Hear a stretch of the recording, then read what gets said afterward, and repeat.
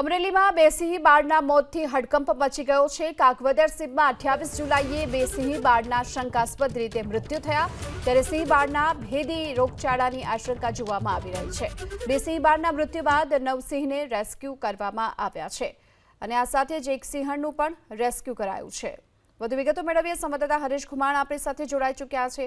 હરીશ, બે સિંહ બાળના મૃત્યુ થયા છે અને 28 જુલાઈએ આ શંકાસ્પદ મોત થયા છે, તેને લઈ હાલમાં શું કાર્યવાહી અને શું અત્યારે રાખવામાં આવી રહી છે કાળજી?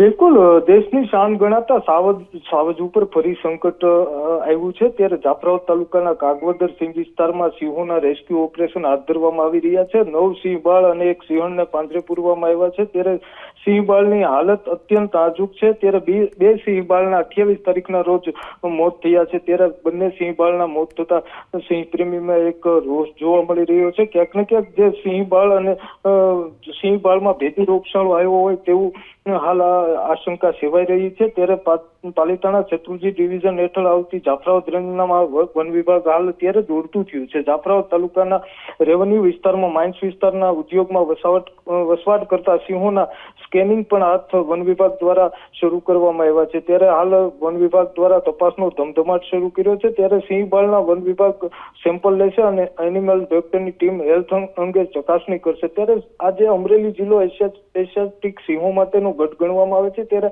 આ પ્રકારના સિંહોને પાંજરે પૂરવામાં આવ્યા છે ને ક્યાંક ને ક્યાંક સિંહમાં રોગ આવ્યો હોવાની આશંકા હાલ અત્યારે સેવાઈ રહી છે। જી, આભાર આપનો આ સમગ્ર માહિતી માટે।